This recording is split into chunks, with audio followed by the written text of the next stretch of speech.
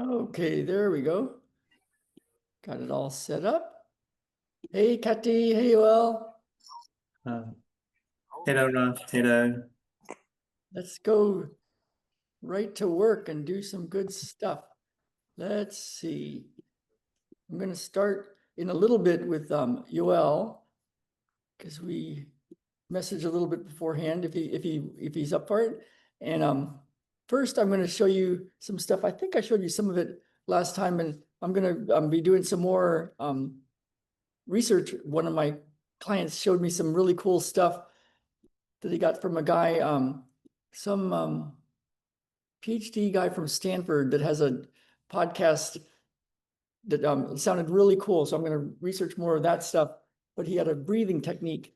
So, the Navy SEALs use that box breathing to kind of always regulate and be calm, so they could operate from what's needed kind of perspective instead of reacting. And they were under big stress. So they had that box breathing thing, which is really cool. So we're going to try a different version that this guy had, and just you guys can tell me what you notice, and it's to get everything to regulate.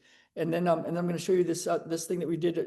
I think we did it Monday a little bit, but this has been really cool to improve mobility in the body. So just to give everything the ability to move, like the heart to move on the lungs, and the hips and knees to move, and the SI joints to move. So we'll do a little of that, and then we'll go to one-on-one healing.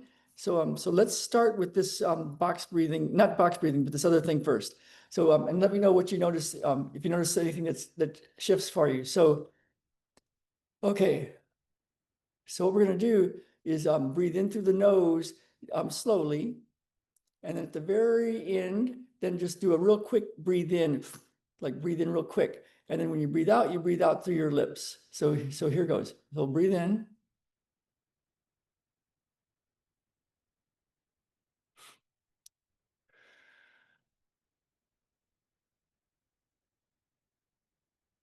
We'll breathe in.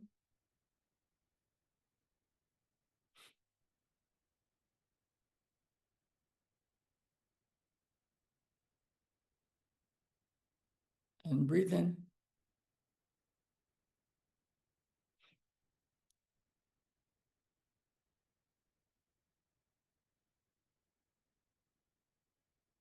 And as we do it, let's do that bit where you just notice your breath. So just we'll just put a lot of traditions have the noticing your breath way of doing things. So here we go.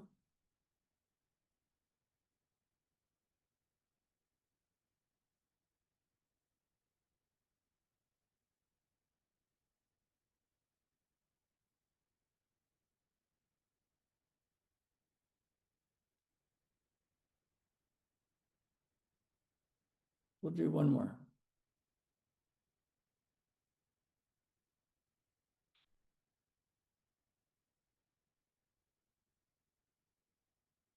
How did you guys like that one? What I notice, it's like I get more, even more quickly relaxed. That's kind of weird, quickly relaxed. And then the box breathing, it's like it quickly gets. Just what you, Celia? Same. Cool, huh? I'm going to research it more. And he's got it's called Huberman Labs. That's his podcast. So I just heard about it, and I heard about that one part, and it was really cool. And it's amazing how there's always these next levels of cool stuff to do to get things working better. So this is something that I learned back in winter school of IMT, but I kind of just let it go on through. It was in the ambulation class, walking, running class, but then we learned it again in the Crystal Child class this last weekend, which was a really cool class. And so I'm gonna do this first just to show it to you. So there's a little mudra. We're used to all these other little mudras that we do. This one is one just like this, and I'll share the screen and to show you. Let's see, no, not that. Let's see. Here we go. I'll show it to you.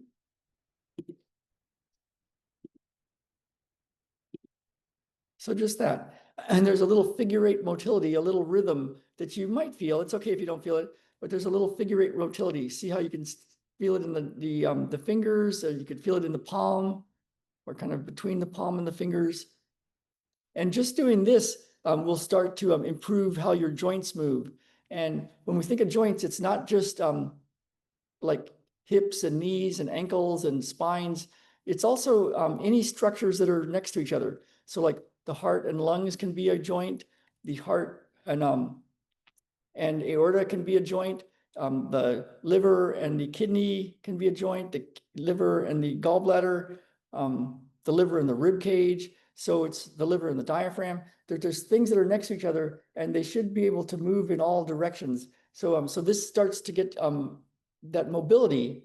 So try that, and then we can do it on a couple of different spots. So let's do a little bit to start with for physical healing, and also it's very meditative. And so you know how you have the top of the breastbone? Just put part of your thumb right on the top of the breastbone and just touch super light, that super light butterfly touch, and then super light bring it up, and then take your hand with your mudra and just put it at the base of your head and just below the base of your head. So my thumb is just right on the base of below the base of the head, on that soft part of the neck, which is those two spots that we talk about. And then just touch that and then bring that up to the ceiling. And let's hold this for a little bit. And it goes so quickly to start to shift things. And this one is to improve the ligaments in the body, which are your guidance for your joints, to make sure they have the right guidance. You know, they move just so, but not too far. And on a process level, it's for your inner guidance. They work through those little Pacinian corpuscles just under the skin, and the spinal thalamic tract and the spinal cord, and the thalamus in the center of the brain, which is the seat of consciousness and perception. So it's very deep, and the way you access it is just super light touch, very light touch, and the kind of touch that if you touched any less, you wouldn't be touching. And you just touch that upper breastbone, touch that upper neck, the very top of the neck before the head, and then push them up slightly towards the ceiling.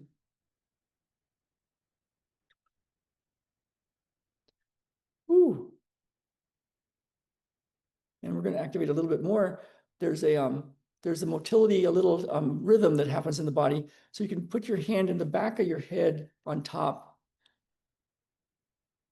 And even if you don't know exactly where it is, you can think about the pineal gland. There you go.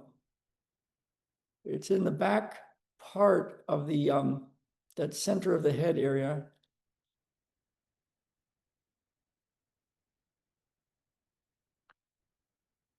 They call it the third eye.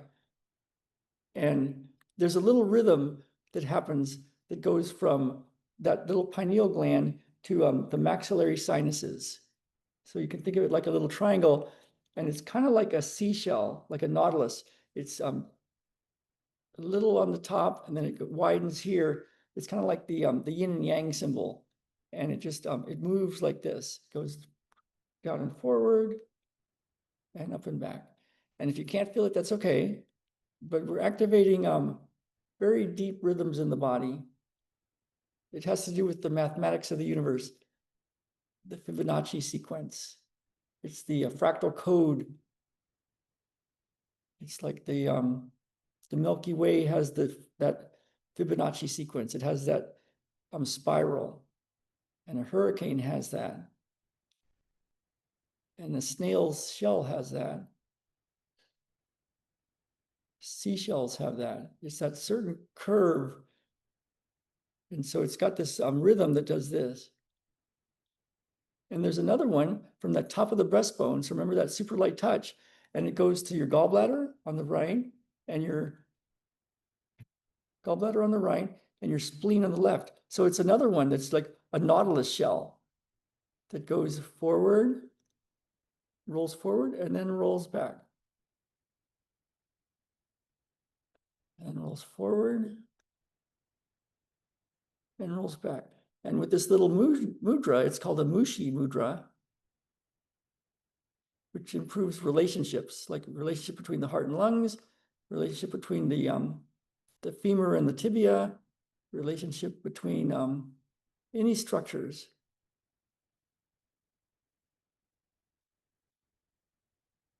Ooh.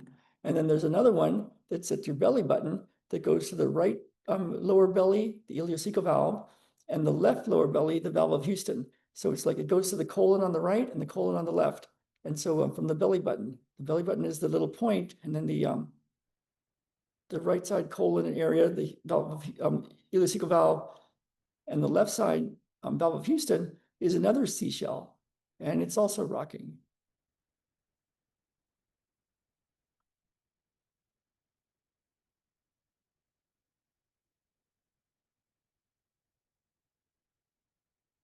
And we're using super light touch. And then we can activate your hips. So right between your, right the crease of your, where you would sit and you have a crease, you would feel your pulse if you wanted to feel your pulse, but it's right in that center part of that crease. You can feel, that's your hip joint. And there's a little reflex point in there for joint space. So it's like you think of the joints have to be able to move equally well in all directions that they're supposed to move in, and it's supposed to have your ligaments for guidance. And there's ideally a good amount of space. And in that space is quanta, is energy.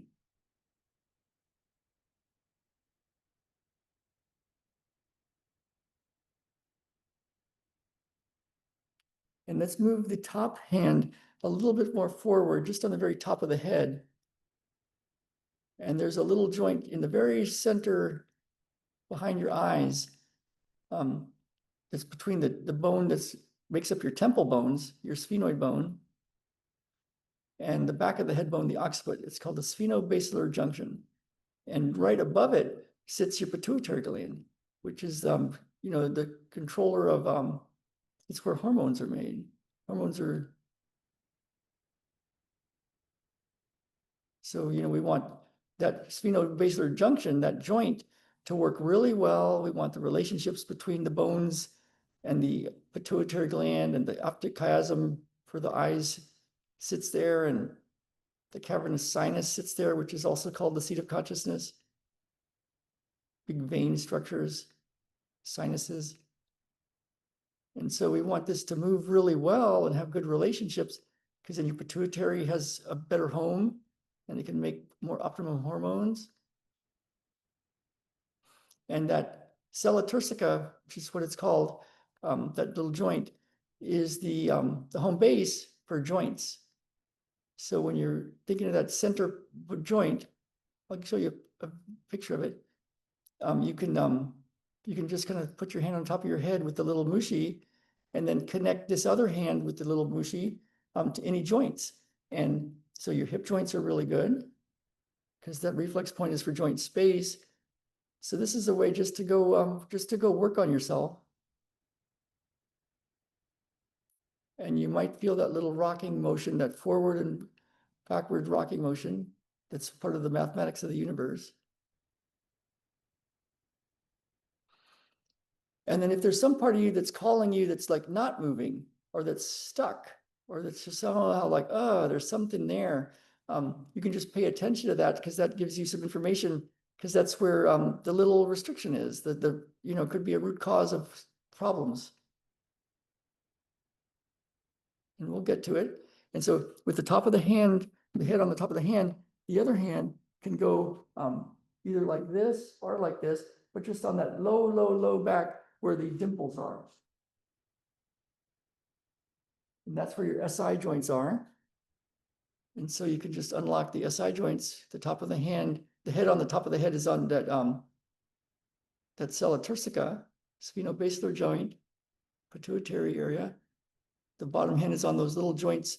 They connect your sacrum, your low back, to your ilium, the big pelvis bones. You can feel for that little rhythm.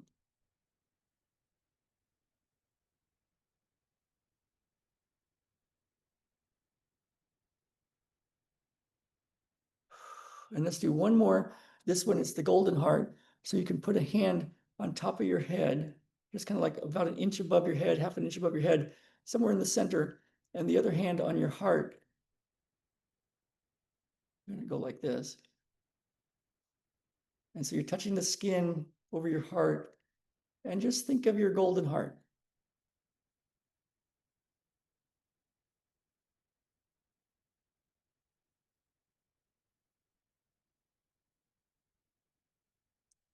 And this is very, very healing. So if you did one thing, if you want one thing for healing, is to connect your heart, like touch your heart, and touch just above the top of your head, like hovering above your head. You would want to put pillows if you needed to support it for a while.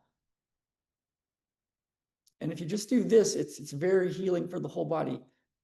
The heart is for healing, and the space around the heart, like just off the heart, between the heart and the covering of the heart, there's a fibrous sheath that covers the heart. And in that space between the heart and the fibrous sheath is what we call the golden heart. It's got golden heart energy. It's got a gyroscope kind of activity. You can feel for that little rocking, and that's healing. And then if your attention is called to some place like, oh man, I feel it in my pelvis, or something is, I'm noticing something somewhere else in the body. If you just put your attention on what you're noticing without trying to change it, you could just notice it. And it's the power of attention. You know, people say the power of intention, but it's also can be thought of as the power of attention. Where your mind goes, energy flows. So with this hand on the heart and the hand above your head, you can use the power of your mind. In Qigong, they call it yishi, the power of your mind to notice what you notice, stay out of your thoughts, stay in your body, and just notice. And so this one technique is the golden heart. It's the way with the new integrative manual therapy, what we're using. It's the first thing that we kind of start to, we do our mapping and we see what's going on and where the primary problems are. And then we go and put the hand on the heart and the hand just above the head and spend a little time noticing that space between the heart and the covering of the heart and the space above the head. And we just hang out there. And the body starts to notice. And then with our skills, we can notice, okay, well, here's an issue here, here's an issue here, here's an issue here. And then just noticing it really starts to heal. Yeah, and if you need a little more, the next level can be leave your hand on your heart and then put the other hand wherever you were noticing.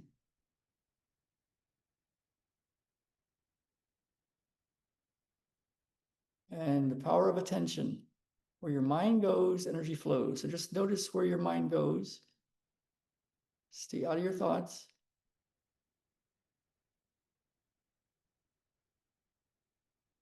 Stay in your body.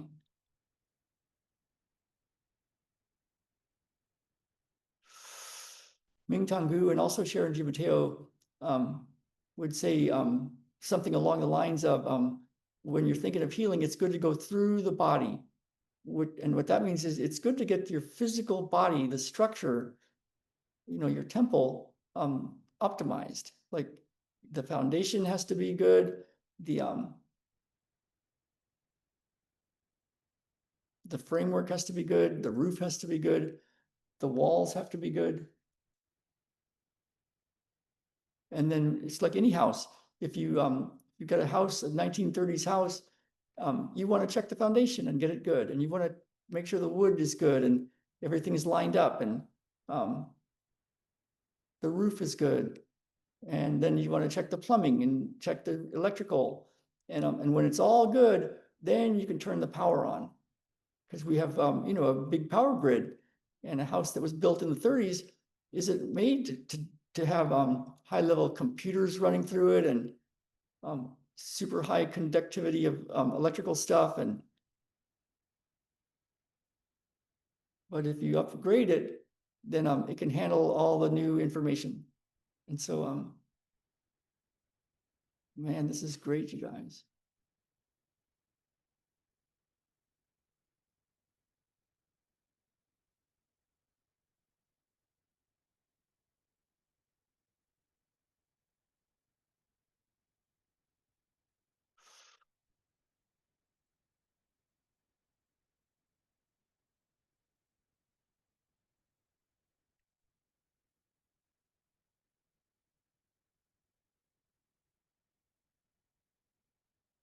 And with the IMT, there's all sorts of processes, techniques, things to find and then go do.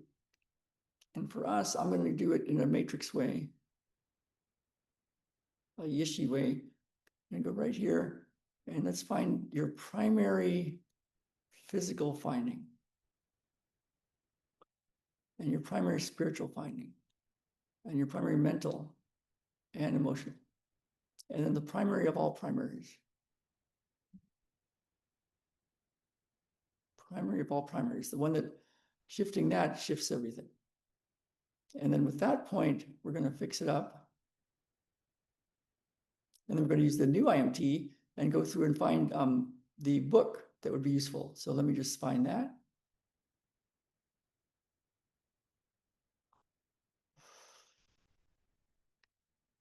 There it is. And then we're going to find the chapter 1, 2, 3, 4, 5, 6, 7, 8, 9, 10. It's chapter 9.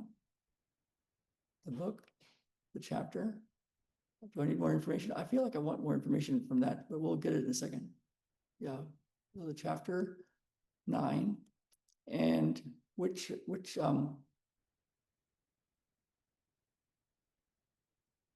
section? 1, 2, Akashic records. 1, 2, 3, 4, 5, 6, 7, 8. So 9.8. Whew. And I do want to find which one is which one we're in. This will be fun and good.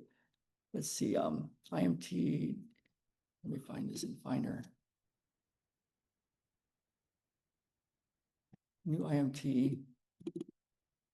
And where's diagnostics?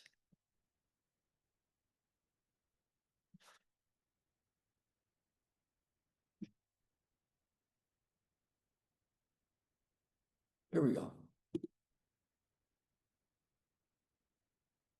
Okay, here we go.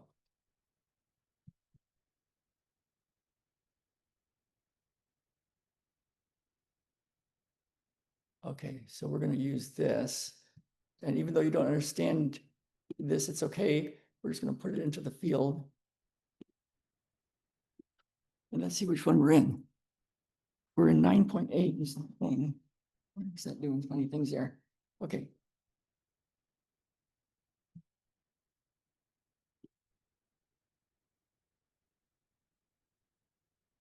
Feel like we're in that one. We're in that one. Okay, and we're in 1, 2, 3, 4, 5, 6, 7. We're in immune system. 7, 8, 9, 10, 11, 12, 13, 14 RBDs. We're in immune system. So it's your thymus gland, immune system, killer T cells, 9.8.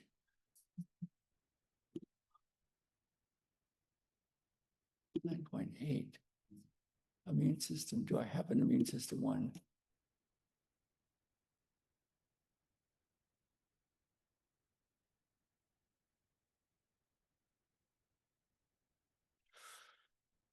Okay, so I don't have the immune system class, but I have, we can go to it. So we're 9.8.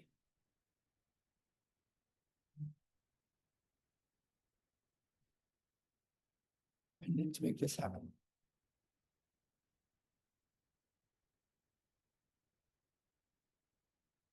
So let's hook up your thymus. So the Mushi point, the top breastbone area, and the heart.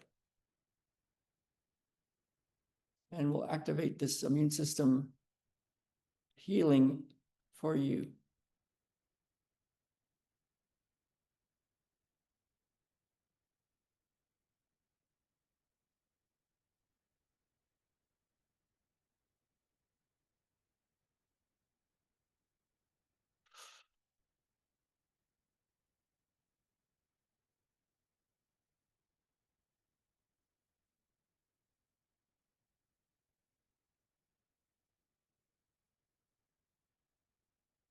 Whew.